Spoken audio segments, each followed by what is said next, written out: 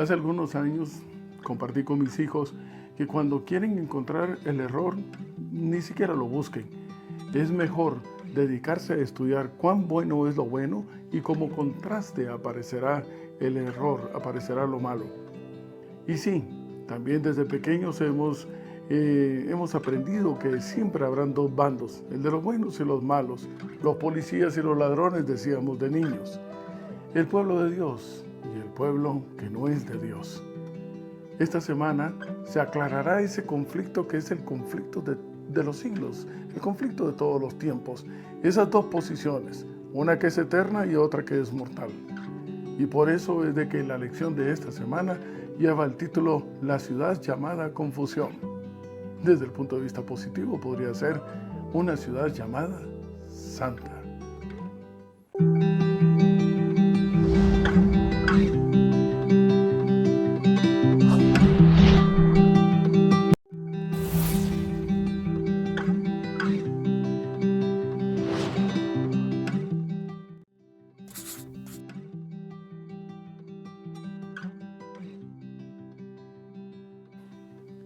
Y me encuentro buscando en el Antiguo Testamento, en el libro de Daniel. Y este texto que voy a compartir con ustedes es el mismo texto que nos servirá para finalizar la meditación de esta oportunidad. Estoy en el capítulo 12 de Daniel y el verso 3. Me encanta este verso. Y dice la palabra de Dios: los entendidos resplandecerán como el resplandor del firmamento, y los que enseñan la justicia a la multitud como las estrellas a perpetua eternidad.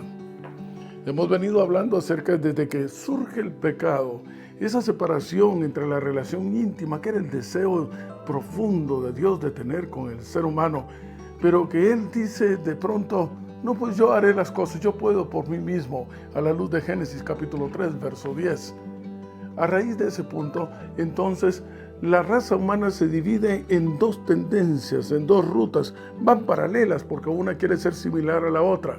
Unos son los verdaderos herederos, otros pretenden ser los herederos. Unos son realmente los hijos de Dios, otros pretenden tener esa posición divina. Así que se les conoce en un principio como los hijos de Dios y los hijos de los hombres. Los que siguen a Dios, los que siguen a Baal. ¿Recuerdan ustedes ese episodio? Estoy hablando del episodio de Elías que está registrado en Primera de Reyes en el capítulo 18. Elías, ante 800 eruditos de la época, todos en contra de Dios, se levanta él solo, bueno, es mayoría porque tiene a Dios de su lado, y les hace un llamado: que creen en el Señor, síganle; creen en Baal, síganle, pero decídanse. Y por cierto, aquí hay una acotación muy importante. ¿Cómo se expresan los hijos de Dios cuando tienen una relación especial con el Señor? ¿Cómo se expresan aquellos que realmente no tienen un Dios?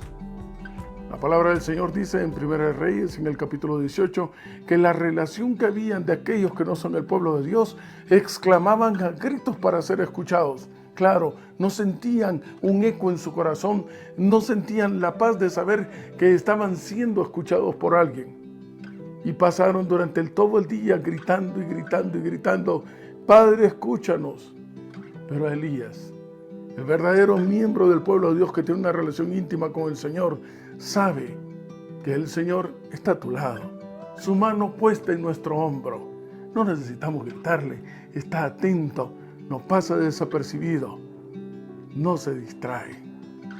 Así que en la íntima quietud de nuestra necesidad, el Señor está enjugando tus lágrimas y las mías. Los que alaban a Dios y los que no alaban al Señor. El texto que encontramos registrados en Salmo 150 es extraordinario. Absolutamente todos los instrumentos están dirigidos hacia darle honra y gloria al único que la merece, que es el Señor. Como hemos estudiado en otras ocasiones, es que la música de creación divina surge de la necesidad de la naturaleza de poder expresar cuánta gratitud por haber sido creada. Pero es casualmente la similitud producida por el espíritu del demonio ese que pretende ocupar el lugar que le corresponde a Dios, que también toma los instrumentos que solamente reconocen a Dios como Dios y los utiliza de una forma tergiversada. Y es lo que encontramos en Daniel capítulo 3. en donde al son de címbalos y de trompetas y de todo instrumento de música se exigía por temor y no por amor que se adorase a una estatua. Es que a Dios se le adora por amor. Apreciados amigos, es necesario ya que entendamos que el canto surge de una experiencia personal. Sí, esa que encontramos registrada en el tiempo del fin, en un pueblo especial, el pueblo de los 144,000, aquellos que han sido redimidos dentro de los de la tierra. Apocalipsis capítulo 14, verso 3. Y la palabra de Dios dice: cantarán un cántico nuevo delante del trono, delante de los seres vivientes. Nadie podrá aprender el cántico sino aquellos 144,000. ¿Por qué? Porque fueron redimidos de entre los de la tierra. Nadie puede experimentar, nadie puede saber cuáles son las notas que se entonan cuando surge de una experiencia personal. El nacimiento de tu hijo. Nadie puede imitar tu felicidad. El éxito de uno de tus muchachos. Nadie puede sentir más que tú, en la profundidad que tú lo sientes, el gozo y la satisfacción y el orgullo que hay detrás.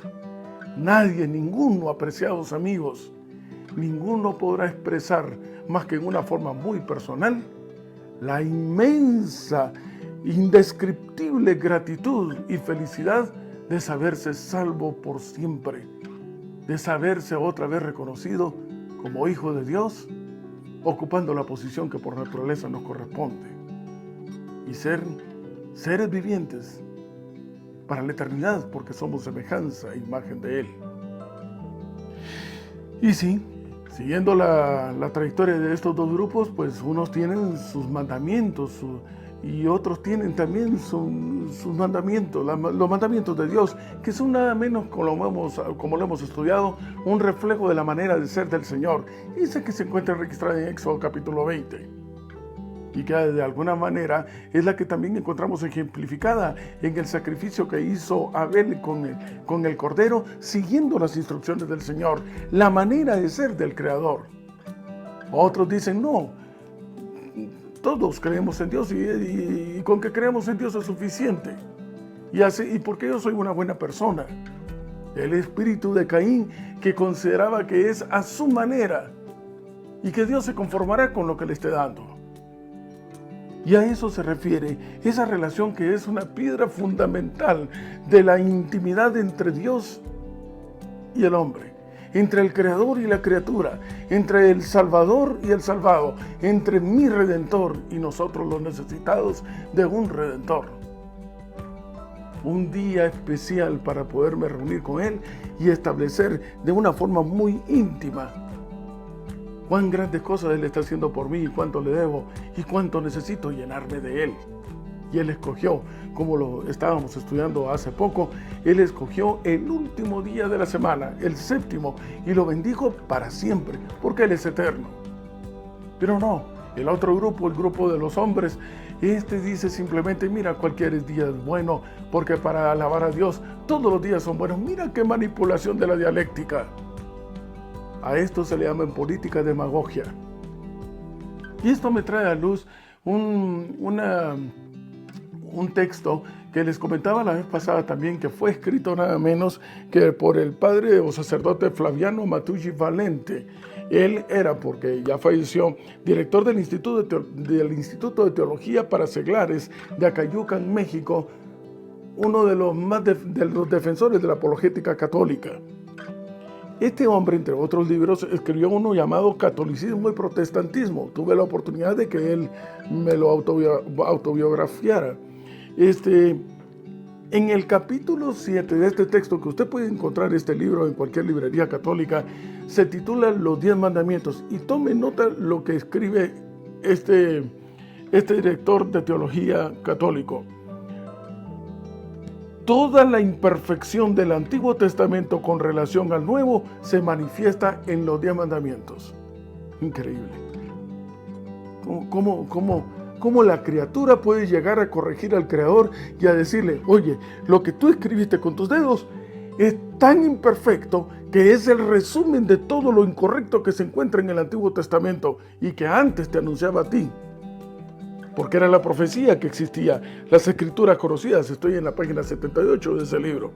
En la página 81 hace un desglose de cómo la Iglesia Católica ha modificado los 10 mandamientos y dicen, en concreto, los cambios que aportó la Iglesia son los siguientes. Primero, suprimió el segundo mandamiento. Segundo, cambió el cuarto mandamiento. Completó el séptimo mandamiento. Completó el noveno mandamiento. Dividió en dos el décimo. Es realmente un trabalenguas aparentemente. Y en este crucigrama de cosas que el ser humano intenta modificarle la plana al profesor, al maestro, todavía se atreve a escribir lo siguiente. Estoy en la página 82. Es muy importante aclarar que, no obstante estos cambios, todavía los 10 mandamientos no expresan completamente el espíritu cristiano y aún reflejan algo del espíritu antiguo testamentario. Dios mío, pero qué barbaridad. Si los 10 mandamientos no son la expresión genuina del espíritu cristiano, ¿qué puede hacerlo entonces? ¿No es acaso la esencia de la manera de ser del Creador? Se atreve a concluir: por esta razón sería auspiciable que los 10 mandamientos fueran revisados una vez más para darles una formulación que estuviera más de acuerdo con el Nuevo Testamento.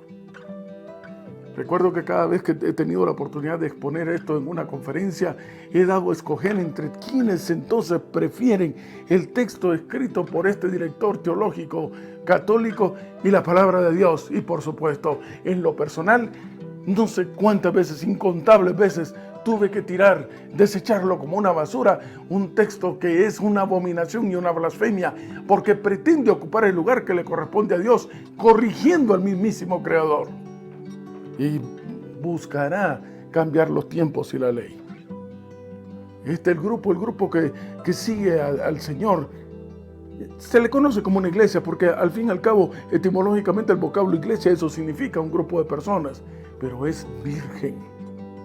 La característica de virgen que le encontramos en Apocalipsis capítulo 12 y la de iglesia, que es la traducción que le damos a ese vocablo a la luz de Efesios capítulo 4, porque es la relación de Cristo con la iglesia como un esposo y su esposa.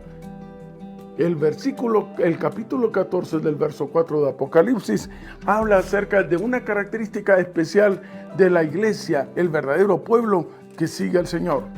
Y dice el capítulo 14 y el verso 4: estos son los que no se contaminaron con mujeres. Entiéndase por mujeres, grupos religiosos o iglesias. No se contaminaron, no entraron en componendas con ellos. Apreciados amigos y hermanos, la iglesia de Dios por la cual el Señor viene, la esposa, la novia por la cual el Señor viene, no entra en un movimiento ecuménico. Porque ¿qué relación tiene luz con tinieblas? No estamos en la posición, la iglesia virgen no está en la posición de ceder por aquí y ceder por allá, con tal de que todos mantengamos una armonía. La armonía es Cristo, únicamente Cristo, cuando ya no vivimos nosotros, sino que vive el Señor en nosotros. Cuando vivimos tal y como Él vivió, porque andamos como Él anduvo, porque si decimos que le conocemos, entonces en nosotros no es hallada mentira. Pero si tú quieres encontrarte un grupo de personas, una iglesia en donde te consientan los adulterios, la fornicación, el ser mentiroso, el levantar falso testimonio. Si tú quieres una iglesia en donde la musiquita suene al ritmo de las rancheras o del rock o de como tú quieras, o que te recuerda tu pasado, de la vida que debería de ser vieja y antigua y debería estar olvidada. Si tú quieres una iglesia en donde te acepte con toda la vanidad de este mundo, si tú quieres una iglesia que se acomode a tus gustos, allí está. Y es conocida a la luz del capítulo 17 de Apocalipsis como una ramera, porque esa es la función de la mujer de la vida alegre, conocida así. Aquella que te dice cómo lo quiere, cómo le gusta, por dónde va. Es al gusto del cliente. Pero aquí no, apreciados amigos. Si has venido a una iglesia en la cual es pura y es santa porque Él es puro y es santo, no se deja manosear. ¿Qué culpa tenemos nosotros de querer con todo el corazón pertenecer a una iglesia que es verdaderamente virgen? Bendito y alabado sea el nombre del Señor. No estamos para acoplarnos a las costumbres del mundo. Y esa es la razón por la cual la iglesia de Dios tiene una relación íntima con Cristo. Es la que se encuentra registrada en Efesios capítulo 4. Sin embargo, la iglesia que no es del Señor tiene una relación íntima con el Estado. Esa que encontramos en Apocalipsis capítulo 17, descrita allí, Apocalipsis capítulo 17 y verso 2. Con ella han fornicado los reyes de la tierra, los moradores de la tierra se han embriagado con el vino de su fornicación. ¿Qué está haciendo la relación de los dirigentes de iglesia en decisiones de Estado? Al César lo que es del César y al Señor lo que es del Señor. Nuestro mundo no es de nuestra ciudad, nuestra patria no es de este mundo. No tenemos nada que ver con las decisiones gubernamentales de esta tierra. Hay una patria y es la celestial y hacia allá vamos. El grupo de los que siguen al Señor tienen su nombre inscrito en el libro de la vida del Cordero. Eso es lo que registra Apocalipsis capítulo 13. Y aquellos que no siguen al Señor, pues no tienen su nombre escrito en el libro de la vida. Son los que quedan en pie a la luz de Apocalipsis capítulo 6, verso 16. ¿Recuerdan ustedes en la fiesta de expiación, esa que se celebraba en el tabernáculo, cuando todos estaban rostro en tierra, cuando estaban diciendo en hebreo, Hadvenu, séñanos en el libro de la vida, mientras el sumo sacerdote de un momento a otro decía, consumado es? Aquellos que habían encontrado en el Cordero un sustituto, así como tú y yo hoy tenemos que encontrar en Jesús y su sacrificio en la cruz del Calvario, nuestro sustituto. Eso que se consigue cuando ya no vivimos nosotros, sino que vive Jesús en nuestro lugar. Y se nos considera entonces como no solamente inscritos en el libro de la vida, sino que te adoptamos entonces los hábitos de vida de los que moran en el reino de los cielos. Porque son exactamente los moradores de la tierra los que se sorprenderán y terminarán adorando al dragón y a la bestia. Mas no aquellos cuyo nombre está inscrito en el libro de la vida del Cordero, guardan los mandamientos de Dios y tienen la fe de Jesús. Siguen al Cordero, tiene su propio símbolo. El pueblo de Dios sigue al Cordero por donde quiera que va. Ese que fue presentado por Juan el Bautista cuando encuentra a Jesús y lo presenta ante todos. He aquí, el Cordero de Dios que quita el pecado del mundo. En contraposición, el pueblo que no es de Dios tiene en su figura entonces una bestia escarlata. Este está adornado de la naturaleza, no en una forma sencilla, pura, natural. En cambio, este otro tiene que apantallarte con espejismos, deslumbrarte los ojos, y por eso es que está adornada, tal y como lo expresa Apocalipsis capítulo 17, con atavíos suntuosos. Mi Dios es natural y es esencia pura, que está enamorándote no por fuera, sino que va directo al corazón. Tiene una ciudad, y la ciudad es santa, Jerusalén, porque allí habita el Santo de Israel. Y sí, el otro grupo también tiene su ciudad, se llama Babilonia, que es una confusión, de ahí de aquella anécdota que surge de Babel, en donde se confunden las lenguas. ¿Por qué? Porque no hay un mensaje cuerdo que decir. No así, el pueblo de Dios, el que sigue al Cordero por donde quiera que va, tiene un mensaje que decir, contar las maravillas de Jehová. Eso dice Hechos capítulo 2, verso 11, en donde tomados y llenos por el poder del Espíritu Santo, empezamos a contar cuán grandes cosas Él ha hecho por nosotros. Sí, lo que siempre hemos dicho, eso que hacía Pedro, contar lo que nuestros ojos ven, nuestros labios, nuestras manos han tocado, lo que hemos escuchado a través de nuestros oídos. Pero el pueblo que no es de Dios tiene una característica especial, no tiene un mensaje que llene el corazón, tiene simplemente algo que es bofo, que está vacío. Y es lo que usted encuentra en 1 Corintios, descrito en 1 Corintios capítulo 14. Un lenguaje que nadie entiende, un idioma que nadie entiende, un mensaje que simplemente se basa en sensaciones para poderte distraer de un mensaje verdadero. El Señor no son sensaciones. El Señor es una experiencia personal que como primer fruto te da paz en el corazón. Finalmente, el vocablo que debemos de poner aquí en punto es entender.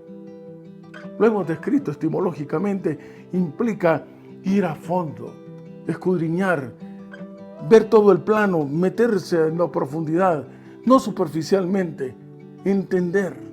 Y es la razón por la cual regresamos a Daniel capítulo 12 y verso 3.